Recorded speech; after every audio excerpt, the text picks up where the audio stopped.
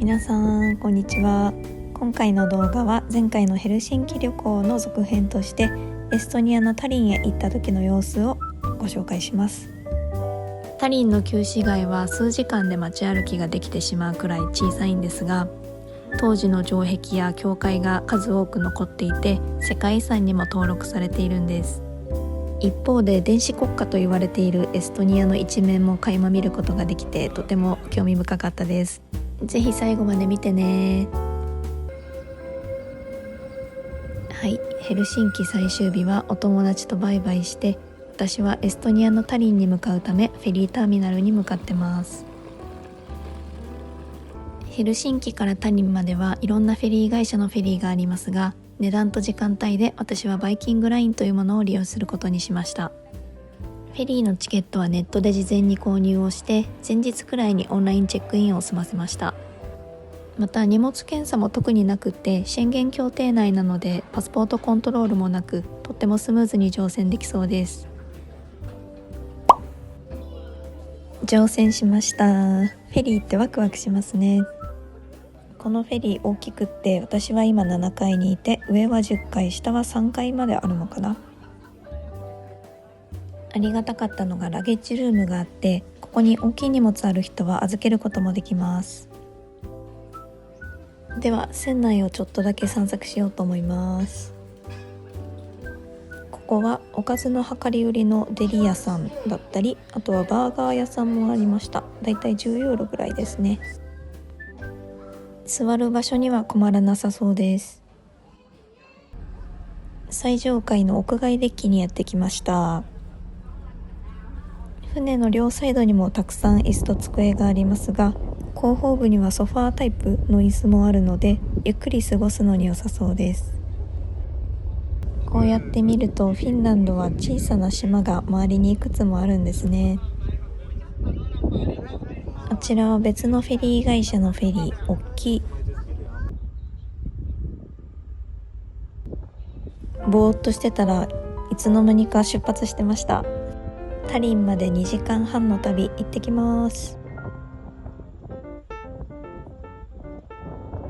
よーく見てみるとヘルシンキ大聖堂も見えたりして、ヘルシンキでの楽しかった旅の思い出が思い出されて、ちょっとだけしんみりします。10分くらい走ると見えてきたのがこちらのスオメンリンナの要塞。私たちは行けなかったけど、ここはヘルシンキのマーケットスクエアの近くからフェリーが出ていて上陸できるみたいです。ここは橋で結ばれた6つの島からなる要塞みたいで、緑もたくさんあって綺麗ですね。中に戻ってきました。誰もやってないけど、こういうゲーセンみたいなスロットの機械もあります。ここはパブっぽいです。小さめの荷物を入れる有料のコインロッカーもあるみたいです。船内のドゥーティーフリーショップは化粧品系が多いような印象でした。デリのお店で記念に頼んでみました。このミートボールがすごく美味しかったです。そういえばフェリー会社によってはヘルシンキからタリンに日帰りで行く往復のチケットを安く売ってるところもあるみたいなので、そちらもいいかもしれません。タリンの新市街と旧市街が見えてきました。楽しみです。自分が乗ってたフェリーの外観を初めて見ました。バイキングラインが止まるターミナル A の前にはタクシー乗り場があって、観光バスなども止まってます。一旦ホテル行きます。無人のチェックインとこのモダンな内装、綺麗。共用のスペースもあったり、コーヒーメーカーもあったり、あとは自動販売機もあったりして、ドミトリーみたいな感じですね。お部屋はかなりこじんまりな感じで、でも最低限の設備は整ってます。このホテル自体が新しいのか、すごく内装は清潔です。シャワーも取り外しタイプと上から降ってくるタイプがあったので快適でした。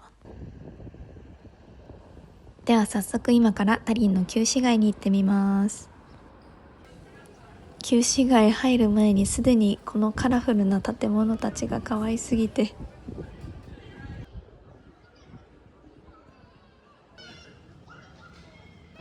ちらが旧市街へのいくつかある入り口のうちの一つ、ビル門です。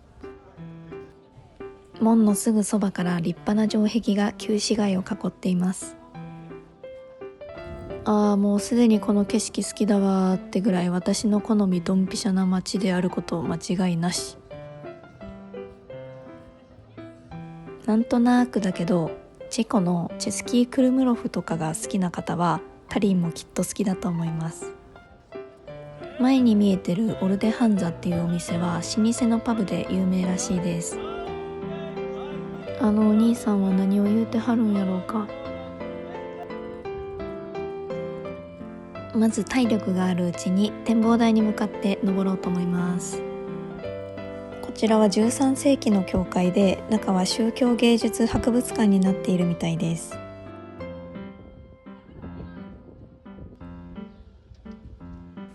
旧市街の中はこういった細い路地がたくさん走っていて、どこも写真を撮りたくなるくらいに素敵なんです。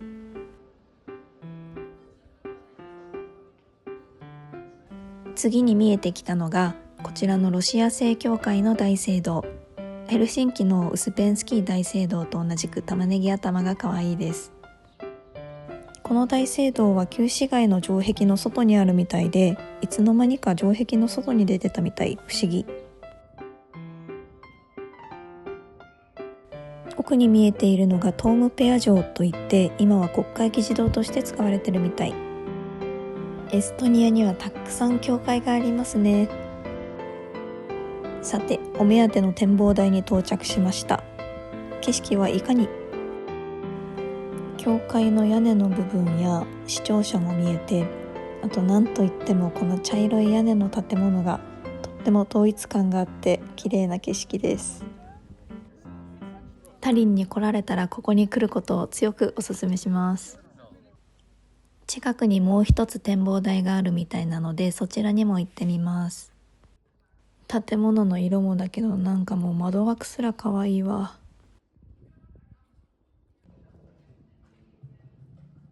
2つ目のパットクリ展望台に到着。全体的な景色はさっきの方が綺麗ですが、ここは人も少ないので旧市街をバックに写真を撮るにはおすすめです。こんな感じ。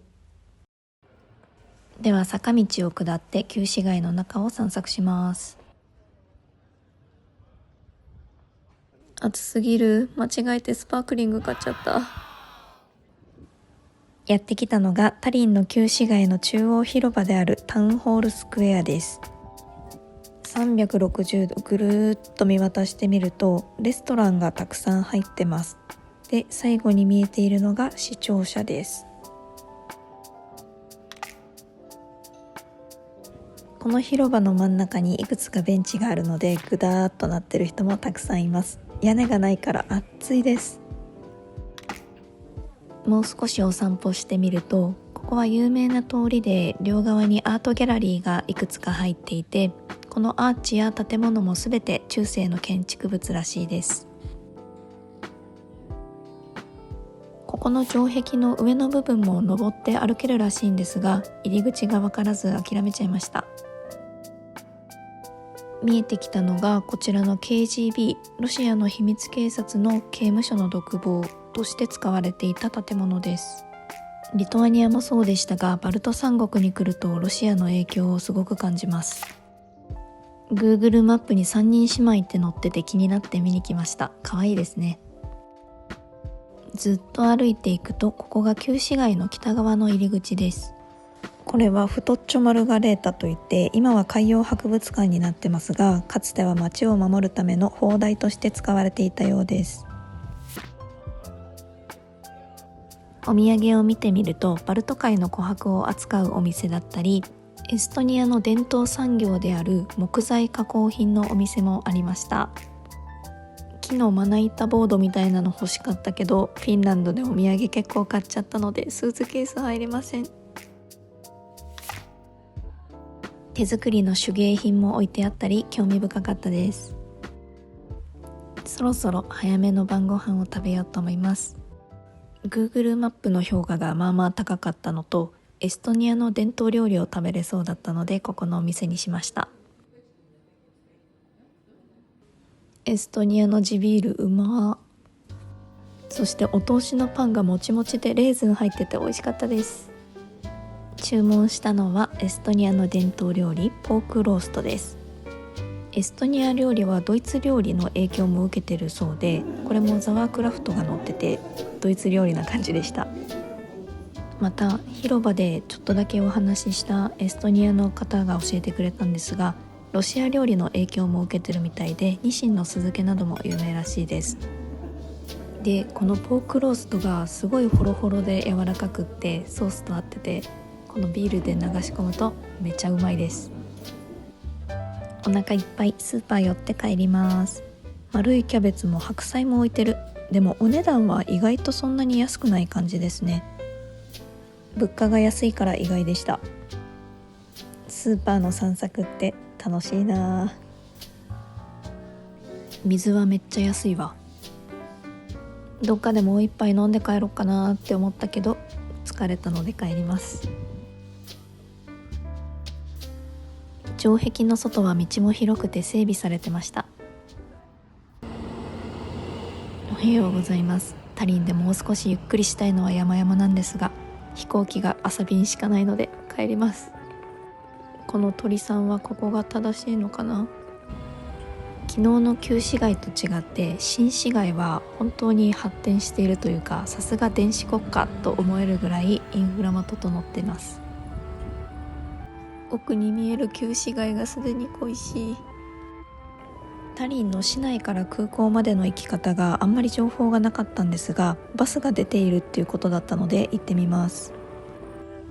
旧市街入り口のビル門から比較的近いところにあって、 Google マップではエストニアという名前のバス停で出てきます。ここから2番のバスに乗って空港まではだいたい20分ちょっとぐらいです。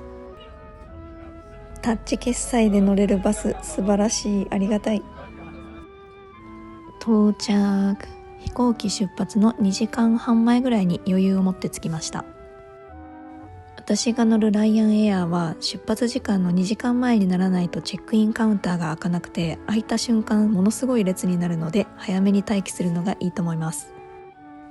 私はフィンランドで買ったお土産のタックスリターンを申請する必要があるので、この機会と有人カウンターで行いました。最後セキュリティの後にここの両替カウンターでお金を返してもらいました。7ユーロは大きい。ドタバタでどうしても最後にサーモン食べたくて食べちゃった。こんな感じでフィンランドとエストニアの旅終了です。今回も最後まで見ていただきありがとうございました。いいねやコメント、チャンネル登録は励みになりますのでよろしくお願いします。ではでは。